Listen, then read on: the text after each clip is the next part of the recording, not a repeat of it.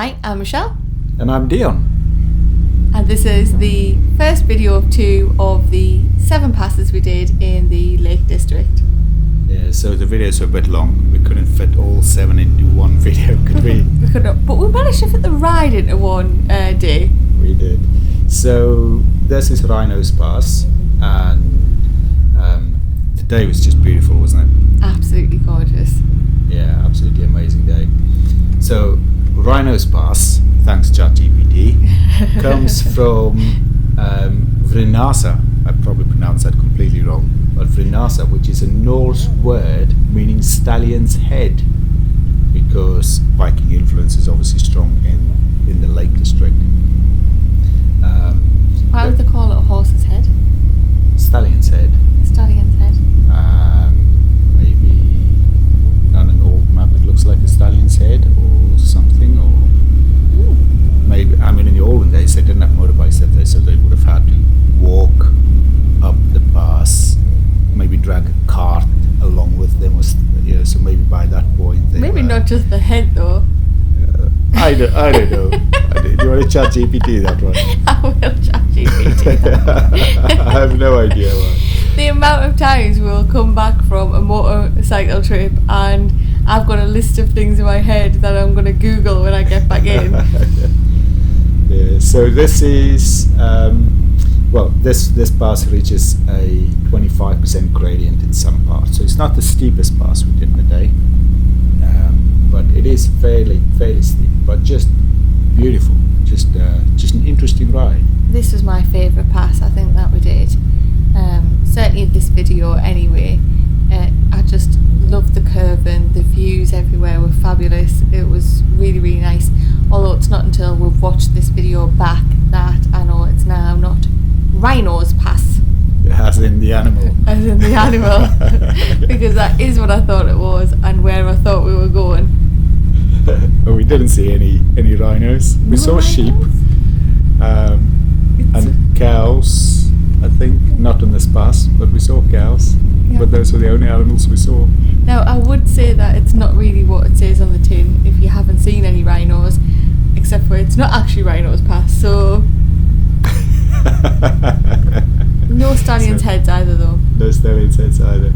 There will be some sort of reference to it, so yep. Yeah, I don't know what that is. We will have to have a look. But apparently at the top there's the 3 shyest stone. Now I didn't actually notice a stone because, well, I was too busy riding. I was too busy concentrating.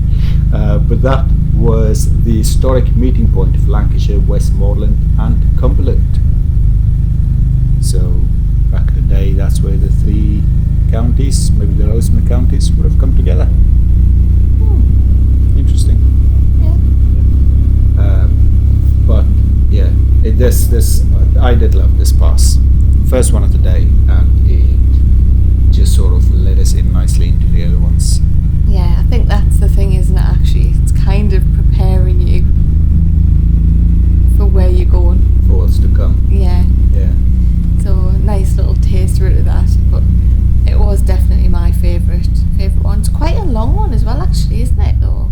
Yeah. Was all of this Wrynose Pass? This is all rhinos, yeah.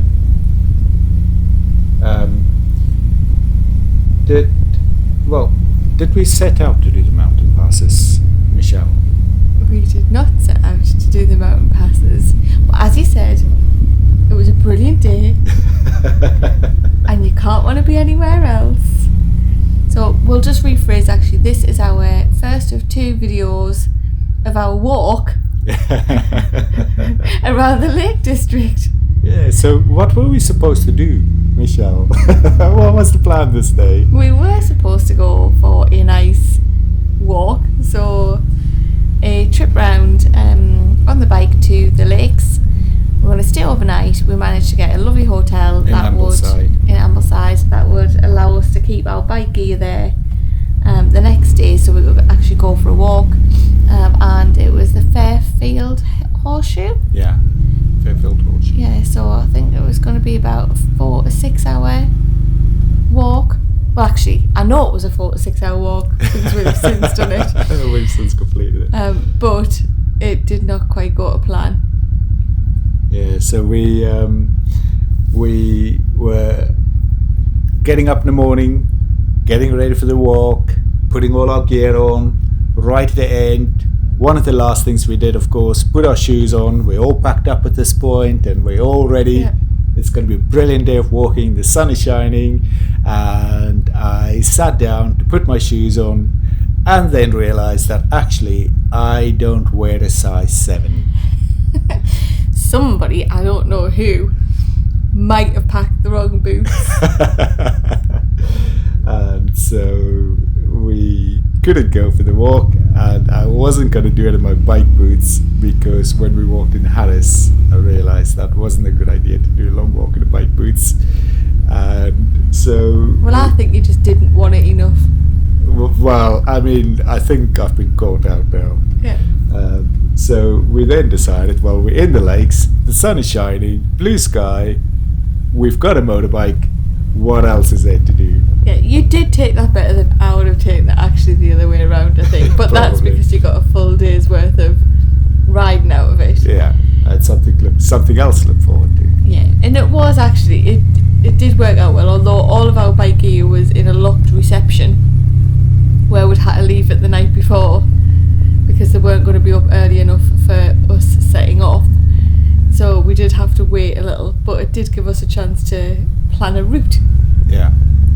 So this route was only planned on the morning of, and one of the best things that we normally do for planning a route is initially chat GPT. It's not perfect, it doesn't come up with all of the right answers, but it does give you some general ideas. And that's why it rules our life, because like our lives, it's not perfect, it doesn't always have all the right answers, but it's got some good ideas in there. And it's nearly always right in the end. Just needs a little bit more encouragement. It always works out one way or another. So I had the full morning of always look on the bright side of life. Yeah, so ChatGPT came up with 10 mountain passes, and I then had to work out an actual route, because funnily enough, the route that ChatGPT, and I mean, it was very precise, go from year to year, and then the year to year, and then have lunch there, and all of these different things. Yeah. And then when you put it into Google Maps, it's not actually a route. It sort of doubles back on yourself, and you've got to, so it wasn't a sensible route. So anyway, sorted that out, and had like a nice ride, sort of all around the Lake District. We covered the entire area of the Lake District throughout the day. It was a brilliant day, but we were so lucky with the weather, because this is actually, was it March? This was middle of March. Yeah, so middle of March. So it was, although it doesn't look it was still actually really quite cold. But because the sun's out, it's automatically that little bit warmer anyway. But there's a few things with that.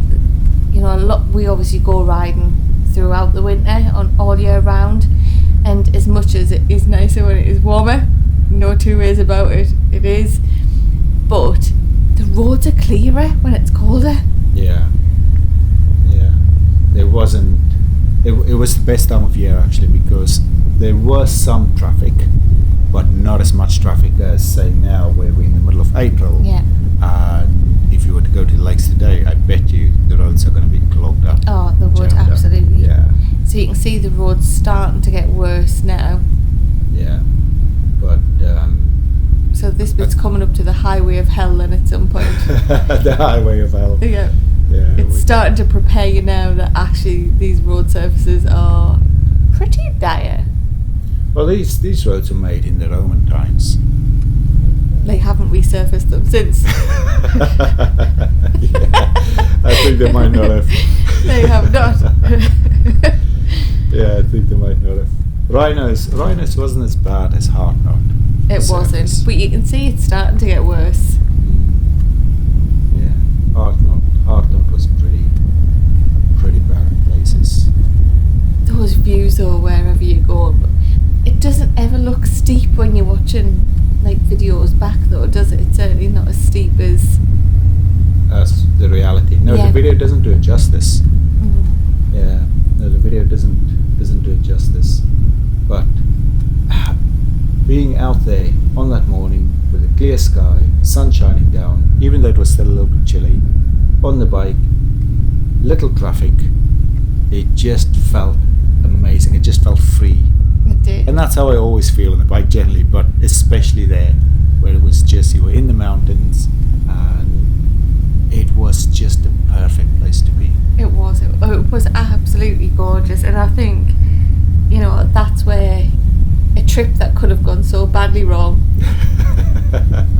kind of did go so badly wrong, ended up being really right. And we both said quite a few times, this is where we should have actually been today. Yeah, it was a very happy accident. It definitely was. So we were both smiling from ear to ear the majority of it. Not that you could see it in the helmets, but we were. Yeah. But it'd been so long since we'd seen some sun on the bike, I think, actually. Yeah. Still needed the heated clothing though. It was still chilly enough. I don't think my gloves were working here. Your one glove. Okay, my one glove wasn't working here. So since our Harris trip, my heated gloves, one of them has stopped working. Yeah, so this is now coming off Wrynose, and you go straight into Hardknott. Yeah, so Wrynose is sort of the gateway to Hardknott, really. The gateway to hell. The gateway to hell. So Hardknott obviously has its own reputation, and this road, again thanks GPT, was originally built, and this is quite impressive, it was originally built around the 2nd century. Wow. Like you say, it hasn't been resurfaced since. And right at the top, at the summit, you find Hardknott Roman Fort, Medio Bogdom. Not sure I'm pronouncing that right. If there's any Romans alive, don't come and stab me with a spear. Actually, that's a Zulu. That's not Roman. No, I think they would have spears. They would have swords as well, but they would still have spears, I think. Yeah. So slightly higher than Wrynose, but it is obviously classed as one of the UK's most dangerous roads. So I mean, we went up this though, so bearing in mind we weren't supposed to be on a motorbike too. We were literally taking the bike to the lakes and enjoy the roads there, and then go for the walk and ride back. So we had both panniers on. Yeah, we had full luggage on. Yeah. Slightly overloaded as well, as usual. So as much as it doesn't look like much when you look at the video, when you see the panniers, they are heavy, and the toe box. And the toe box is what, 54, 57 litres, something like that. 50 odd litres anyway. The panniers are 34 or 37 litres each. And then the asymmetrical, so it hangs off more on the one side than the other side. So what I'm saying with that is the bike is heavy, and Your pillion's not though. The pillion's not. Just as well, and it is uneven weight as well, although most of the times I don't really feel it, I don't notice it. However, when you do go and ride a road like Hardknott, these little sort of nuances then become important. Yeah. It was scarier than I thought it was going to be. When we were looking at the route, and you were going on the passes, because I think I'd suggested it in the first place, and I don't know, I just never even thought about them being dodgy roads. I just didn't think about that at all, or that I would be a little bit worried. I mean, coming up here. Yeah, so there is the video, you can actually see on the video that it's quite steep, but again, the video doesn't do justice just how steep that is. It's we were properly climbing, and then just after this, really, there's a point which was the only sort of sketchy point of the ride, where the corner was sharp, the road was steep, and it suddenly sort of just caught me where it was sharper and steeper than I thought it was. And you can see here, so we're coming up to the corner now, and then my eye caught just how sharp it turns, and then notice there how when I grabbed the front brake, we actually slid backwards. That's how steep it was. Yeah, where you might not appreciate in the video, but the fact that the whole bike actually slid back, and there was just that split second where I was thinking, how far are we going to slide backwards? That split second in that moment. Not that he taught me that at all. But there's a lot of things I don't say to you because I want you to be comfortable. Yeah, but you have to be truthful. I'm not sure how helpful it would be, actually. No, it wouldn't be helpful. In that moment, I'm not going to say, "Whoa, we're sliding backwards. How far are we going to go?" Because then you'd be going, "Whoa, what's happening? Eject, bail off." Or I get more slaps in the ribs or whatever. So, no, it wouldn't be helpful. There was a moment there where I did think, we could actually go over the edge of a mountain here. But we didn't. Well, thankfully, yeah. But what panicked me more even than the steep roads genuinely was the potholes. Yeah. There's so many potholes that your tyre could just get stuck in. Like ruts, like grooves in the road. Yeah, big craters, never mind grooves. Yeah, now it's constant. Well, the grooves are actually more dangerous, because if there's like a long narrow groove and your front tire gets stuck in that, you don't get out of it. Oh, fabulous! And then you follow the line of the groove, which. I thought you said you wanted to go back here. Well, we are going to go back there. We are going to go without the panniers. I know. And this time we'll not stop on that corner, on that turn. Because if we don't have the panniers, then we are better balanced. And we know what to expect as well. As long as by not stopping on there, it doesn't mean we're going to continue on over it. Then okay. You panic too much, I think. And you keep complaining about the panniers and the weight. And we pack a lot lighter now. We do pack a lot lighter. So if it's like that now when we pack a lot lighter, imagine what it was like when we didn't pack lighter. But we were going on a motorbike ride that day, as you can see. Yeah. We were going on a walk, so we needed walking gear. We did need a walking gear. And I didn't pack your boots for you. Yeah. In fairness, there were smaller boots in there, so that made it lighter. Yeah, so that was very considerate of you, actually. Thank you. Yeah, that was very thoughtful. Yeah. Yes, that's exactly what the aim was. The whole time. Yeah. So was coming down, which was best, coming down or coming up for you? The coming down is probably easier. I think you've got a little bit more visibility in some places, and you've got momentum, you've got gravity sort of bringing you down. So there's less risk of the bike maybe stalling on a sharp corner or something. Yeah. So that's probably easier, although it has its own challenges, because you've got momentum and gravity pulling you down. You're constantly on the brakes, you're in a low gear. It's a different riding technique that you need. Which one do you prefer? Well, I think once we got to the top and I knew we started coming down, I think I relaxed a little. But then obviously we're going faster than when we were going up.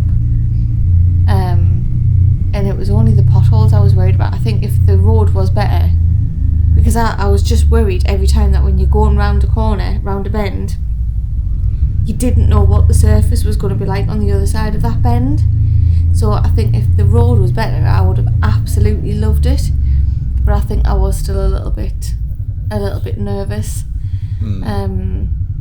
You're constantly. I'm constantly scanning the road, so to try and find the best you can't see round corners yet, though. Yeah, but it's not like you just see a meter in front of you in most cases. But some of them you can't see much around, like there. Yeah, you can see far enough. You can see enough. I mean, for the speed we're going, and that's the thing. You always need to ride the speed at which you can either stop or avoid. And you can see enough there that if there's suddenly a great big crater, you can take some sort of action. Yeah, you probably do see a little bit more than me. Being ahead of me is a little bit as well. I've got a big rider in front of me. So I think because my visibility is less. You've got a big wind and bug blocker. I do have a wind and bug blocker. Comes in handy at times. Sometimes you get a bit too much cheek from it, but I mean, what do I say to that? But you know, you have to take your wins with your losses. You can't have everything in life, You can can't you? have everything. You know. What's more important to you? Well, I suppose not being as windy or Buggy. buggy. No, you're very buggy. Don't you worry about that. Cheek. There we go. There's the bug splatterer. Cheek. Yeah. It's always funny though when we ride and it's really wet weather. How much wetter and just filthier I get than you. And sometimes you'll go, is it raining? I've been wiping rain off my visor for the last 10 minutes. Yeah, and then in the summer, you're absolutely splattered with bugs right across. Yeah. And I have the odd kamikaze one. Yeah. The odd one that managed to just escape past me. I'm thinking, I made it, I'm free. And then there's a second helmet, a second visor. Splat. Yeah. But mine just looks like a bug graveyard. Yeah, it does. It does. I mean, some of the times it's been pretty. Yeah, pretty bad. And then sometimes you can just clean the visor, and then literally within the first minute or 2 minutes of riding out, it's covered because you go through a bug swarm and it's just covered. I think you had one before when you just cleaned your helmet, and you had one, and it must have been huge because it just splattered right in the front, right in the middle, and just dropped itself right the way down. Yeah. So you had one part. That one, I heard it, clock. I smelt it. I actually smelt the bug guts, and it left just this smear in front of me. It must have been huge.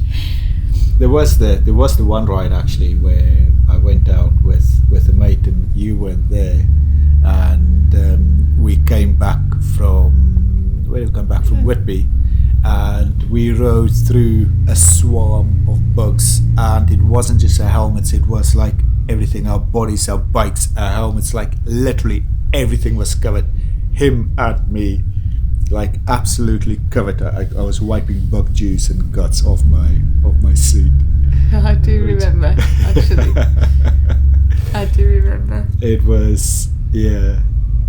I mean, we took out a few bugs that day. Sorry, bugs. But this is coming up towards the end of Hardknott. So where you see where we stop on the bike every now and again, that is to change the route or put the next point in. Well, I put all the waypoints in Google Maps, but Google Maps, so if you put in Hardknott, for example, it will put the waypoint in as the middle of Hardknott Pass. So then once we get to the middle of Hardknott Pass, we have to stop, take out that waypoint, because if we go past it, then Google keeps saying, oh, you've gone the wrong way, turn around, which gets very annoying. Yeah. So, this is now going on to Cold Fell. Now, technically, this isn't maybe the proper Cold Fell road, because there are two roads. There's one that goes off from the point where we were in the south. Actually, it was at this point it was the west of the Lake District. There's a point that goes towards the east, and there's this point that goes around the west. Now, this is the western one. The eastern one, I think, is probably the more accurate, the one that can be more accurately be described as the Cold Fell Pass.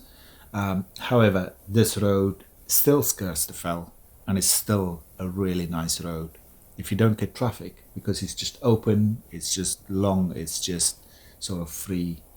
And what I would like to do actually is to go back at some point and ride all of the lesser known but underrated passes. So do Cold Fell properly. There's a couple other fells as well. Yeah, I think that's where ChatGPT comes in handy, actually, isn't it? Yeah. So to at least get the idea, but it never works out the exact route and the exact locations that you need to put the logic to that. Yeah. I would follow it blindly. and then turn around, end up in a river, the road, and then go, Haven't I been here before? Wasn't I here half an hour ago? You give me too much credit to think I would remember that I'd been there. The amount of places we've been in, I go, this is familiar. What, you mean the road that we've rode 1,000 times before, that we've been on for 2 hours? Yeah. The A19. You mean this road that leads up to the house? I know that one. So I know that one, and I know the A1. How long did you have to drive with the GPS on to work? Well, I don't know how long I had to. I think I did for about a year, maybe longer. But I think that was more habit in the end up. Work is about 15 minutes away from where we live. So now, though, I don't have to put the sat-nav on the working from home days. Small mercies, eh? Yeah. Small mercies. So, yeah, as you can see, this road is just a nice road it's just flowing, it's just open. Watch out for sheep. I think some days you could probably get some sheep on the road. But, yeah, just a nice open free road. Oh, it was, and it was actually nice to kind of be in the open from being on the path. Yeah. Yeah, it felt completely different. Yeah. Yeah. So I think that was one of the great things about the day's riding is all of the different roads that you got to experience and all of the different landscapes in the same day. Yeah. Yeah.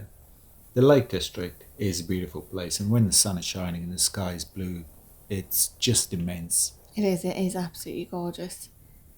You know, we did once travel, we didn't take the bike actually just because of the wind in the end up, but we once travelled quite a distance and stayed overnight to go and ride Cheddar Gorge was the plan.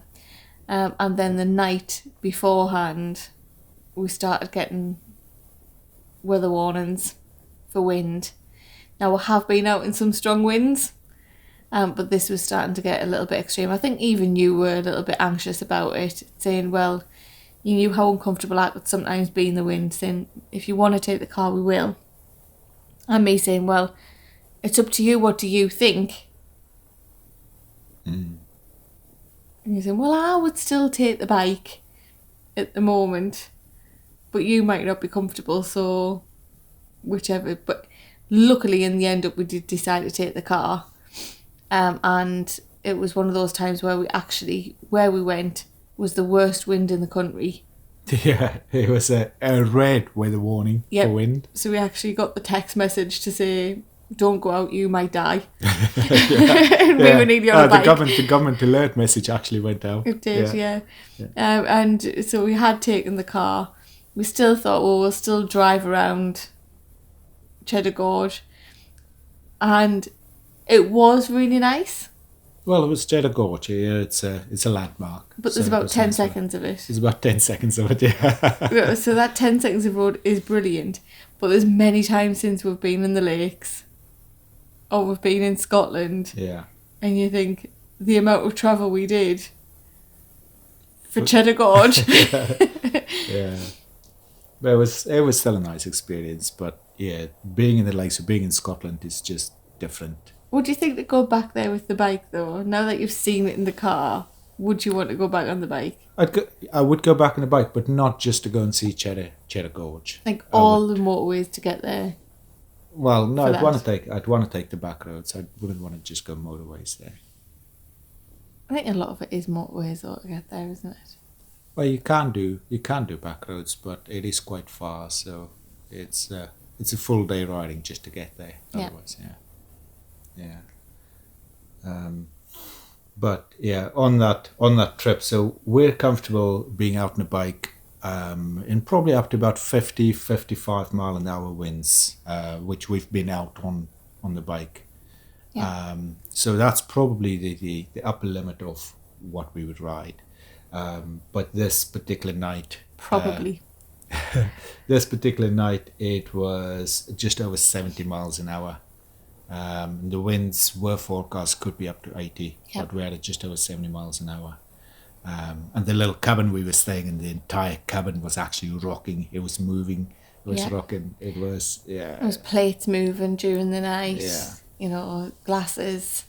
Yeah, so it was a good thing we didn't take the bike on that trip. Yeah, we would have definitely been stuck there. And you would have been worried that your bike was going to fall over. Oh, it would have blown over. Yeah. Where it was there, no doubt. Well, I was worried the cabin was going to blow over. Yeah.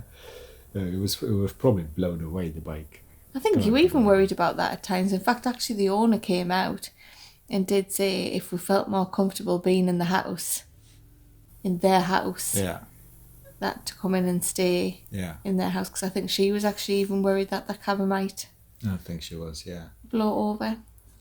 Yeah, so this is the bit now, sort of between Cold Fell and Whinlatter. So there is the reason why you should always ride and be able to stop in the distance you can see. Because we're coming around the corner and suddenly in this narrow passage there's this great big tractor. And that tractor, if we'd been a second or so later, it would have been even closer. Yeah. And I do think that's a mistake many people make.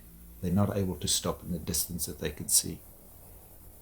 You have to here though, don't you, as well? Well, everywhere. Yeah, true. Everywhere. You have to be aware, completely aware as a biker. So this isn't technically a pass. This is the road that leads up to Whinlatter. But I kept this in the video because, look at it. It was you just... couldn't see the mountains in the background. And it was just, it was just straight. It was just open again. It was just a nice road to ride. A little bit faster, but still obviously well within the speed limit. Yeah, always.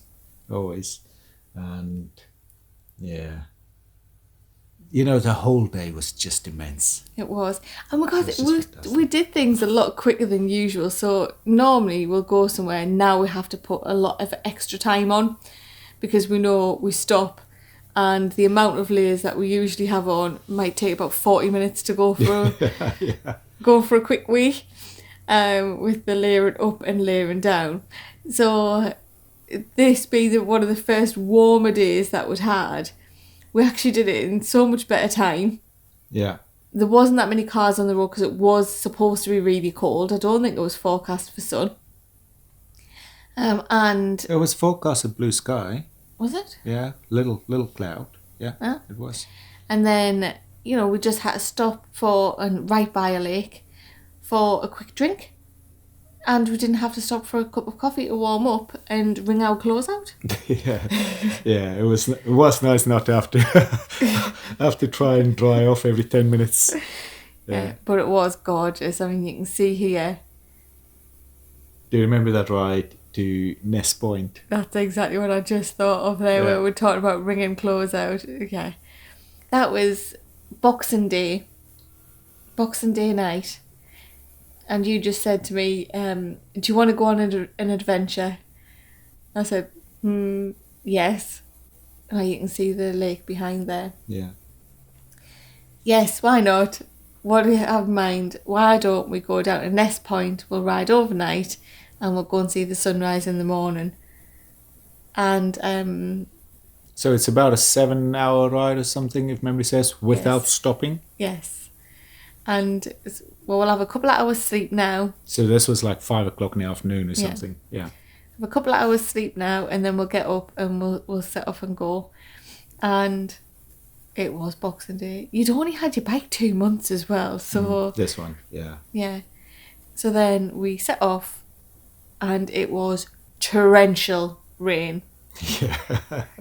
Torrential rain, and we didn't really have the right gear. At that point, we had the waterproof overcoats and waterproof over trousers. Like the 20-pound thin, flimsy waterproof pants that you get. Yeah, those ones. Yep, and then you were in bright orange. Yeah. Waterproof top. I was in a bright pink one. Yeah. Well, we were visible. Actually, no, we didn't even have those. No, we didn't have those. We had the leather jackets.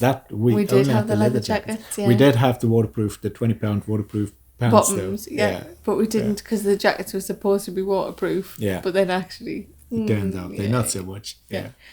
Which we But I had found my out that riding trip. jeans on, which were definitely not waterproof. Yeah. Well, I would have had riding jeans as well. Yeah, you had your jeans on. Yeah, so we went down, clearly not prepared for this trip or the weather at all. We were going to ride down, see the sunrise, have a couple of hours in a leisure centre or something, a couple of hours sleep somewhere, and then ride back. And yeah, we had to stop quite a few times on the way down there. And in one of the places we last stopped, we had to ring out. Like literally. Yeah, that was some brutal weather. Yeah. Oh, look at the mountains in the background there. Yeah. So- Yeah, it was cold, it was wet, it was dark. I don't think it was your favourite moment there. So, well, that wasn't in the McDonald's. I was absolutely sick of my life. That was one moment I thought, oh, yeah, I've What are had we doing enough this now. for? I just want to be home this second. But we did decide we were going to have to stay. We weren't going to get to our destination that day. So we decided to go to a spa to try and dry out. Yeah. And we could not dry out in that 2 hours. No chance. So we had to stay overnight. Yeah. It wasn't even remotely dry. It was nowhere close. We had the whole changing rooms tucked up with our layers spread across, sleeping on the sun lounges beside the pool. What's the difference? So we've just come off Cold Fell. Mm-hmm. What's the difference between a fell and a pass? Well, somebody has taught me that a pass is in a mountain and a fell is not. Yeah. Somebody also did tell me that a fell is you don't want to fall off it or something ridiculous like that. No, I reckon pass is from passage. The pass through the mountain, the passage through the mountain, or could be over the mountain, but it's a passage past the mountain. And then fell, well, it's a safety term. Because if you fell, you don't want it to be off a mountain. You want it to be, well, in a fell, really, because it's wide open and it's flatter. So much safer for you. So if you fell, don't let it be off a mountain. That's how you know. That's some good thinking, yeah. I like it. It's the entirely thought process. logical, makes perfect sense to me. Yep, absolutely. I will tell nobody else that information. I think if you were to chat GPT, it would practically say that word for word. Yeah. We aren't sponsored by ChatGPT, by the way, just in case anybody wonders. It just runs our life. However, ChatGPT, if you're interested, open our eye, please get in touch. So this is Whinlatter Pass, and this is actually the only pass in England, I believe, that goes through a forest. This is where we saw the deer then. No, it wasn't. So, for those of you who have no idea what Michelle has just said or what that means, we've had a previous conversation off camera, a different time, about Whinlatter Pass and about seeing deer. And Michelle is convinced that we saw deer. However, what she's referring to is a ride that we did through Galloway Forest in Scotland. And we saw some deer on a hill. And we even made a little joke about it, saying, that's an expensive hill, because that's a deer hill. And that's where we saw the deer. It wasn't in Whinlatter. I think I thought it was on the last trip. So in our last video, actually, as well. When we were in Harris. That's where I thought originally we'd seen the deer. You just think we see deer everywhere. And in fairness, We do see deer quite often. there are deer everywhere, but the deer you're referring to were in Galloway Forest. Because there was loads of them, wasn't There there, were that loads day? of them. It was a very expensive hill. Don't say it again. But yeah, it wasn't here. Yeah. I do now. Every time I see a forest, I do think. You just go, oh, that's where we saw the deer. Yeah, I think I'll have to go back to where we did see them. I mean, we probably wouldn't see them again. Yeah, I don't know if they'd be in the exact same spot again. I don't know if that's how deer work. I mean, it's not like they expect you to pay entry fee or something and then... It was unusual to see that many together. Are you sure it was Galloway Forest? Yes. Okay. Yes. I mean, between me and you, I might trust with that information. I'll tell you one thing I'm absolutely sure of. It wasn't in Whinlatter. But are you sure it was Galloway Forest? Yes. Right. I am more sure than you are. No, it was Galloway Forest. Because I remember it was on the hill, on the right. Yeah. Yeah, and there were deer signs all over the place. Yeah. I don't feel like it was, because in that Galloway Forest, I remember seeing some animals. Yeah, they're called Deer. deer. Yeah, that's what I'm thinking of there. Yeah. Is it Galloway Forest where we were at super early in the morning? So we saw like sunrise coming up, but it was like a cloudy sunrise. It wasn't like a sunny sunrise. Where did we stay for Galloway? We stayed. Because we were coming back somewhere early in the morning. I think that was Galloway Forest. Yeah, no, we did. It was a sunrise ride in Galloway. But where did we stay for that? That I can't remember actually. No, I'd have to look it up. Yeah. I have to go back on the So camera. if it was that trip that you're thinking of, that's definitely not the time that I'm thinking. Anyway, the important thing is it wasn't in Whinlatter. Okay. It wasn't, yeah. So yeah, we're sort of at the end here, I think, of Whinlatter Pass. But again, just kept that in here because this is all still just interesting roads. So this road that we're going to turn onto now is part of the cycle route, one of the national cycle routes. Yeah, there's the cyclists as well. Yeah, there's quite a lot of cyclists out, actually. I don't know actually if this is still technically classed as part of Whinlatter, part of the pass. I don't think it'll be part of the pass. Obviously, No, it will be Whinlatter, but... Yeah, but if you go past this bit, just the way how the road looks there, I think it might still be part of. Well, I don't know. But it's in the Whinlatter Pass area anyway. So if you come off Whinlatter Pass, good chance you'll end up there. And for more exceptional directions. Yeah, if you want more accurate advice on deer or how to get somewhere. Yeah, you know where to find it or not. Or mountain passes. Then go watch an informative video. Yeah, so but I left this in because it was just an interesting ride still. So which was your favourite pass? Of the 4 year, Yes. my favourite was Hardknott because it was the most challenging, most interesting. Which was yours?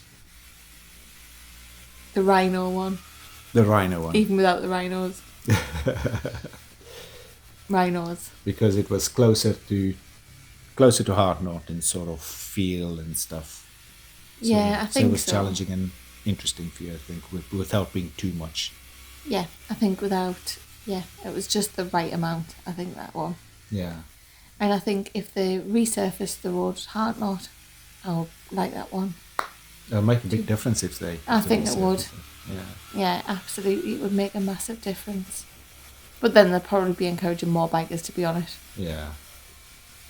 Well, we live on an island full of great bike roads. Yeah. And we have as much right to be on the road as anybody else, any other road user. It should be as safe as possible. So it should be as safe as possible. Yep. You know, it's taxes that pay for roads, taxes that come from us and everybody. So it should be in a good condition. What a view to finish up on. Yeah. Mountains in the background, nice road. And we will have to find the video with the deer. Well, we are here in Ambleside. We are. And Michelle loves her helmet that much that she couldn't take it off. Well, I have to go down and take our bike gear that they've kindly let us leave here tomorrow while we go for our walk. So, yes. Reception. At reception. So, packed up. We're just waiting for some food now. We're going to take our stuff down to reception, and then we're just going to have a chill night and get up early in the morning. Yes. So I'm looking forward to it. I can't carry boots and all the motorbike gear and a helmet. Hence the pyjamas and helmet. I mean, it's a classy look. See you tomorrow. Bye. Yeah, so that's what we were supposed to be doing. All excited for the walk the next day. Yeah. And it ended up being a beautiful bike ride. It did. An amazing day. So thanks very much for watching, and see you next time.